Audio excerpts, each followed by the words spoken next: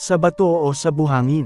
Mateo Kapitulo 7 versikulo 24 hanggang 29. Kaya't ang bawat nakikinig at nagsasagawa ng mga salita kung ito ay maitutulad sa isang taong matalino na nagtayo ng kanyang bahay na ang pundasyon ay bato.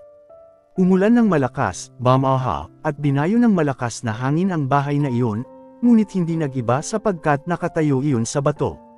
Ang bawat nakikinig ng aking salita ngunit hindi naman nagsasagawa ng mga aral na ito ay maitutulad naman sa isang taong hanggal na nagtayo ng kanyang bahay sa may buhanginan. Umulan ng malakas, bumaha at binayo ng malakas na hangin ang bahay. Ito ay bumagsak at lubusang nawasak. Namangha kay Jesus ang mga tao nang kanilang marinig ang mga katuroang ito sapagkat nagturo siya ng may kapangyarihan, hindi tulad ng mga tagapagturo ng kautusan.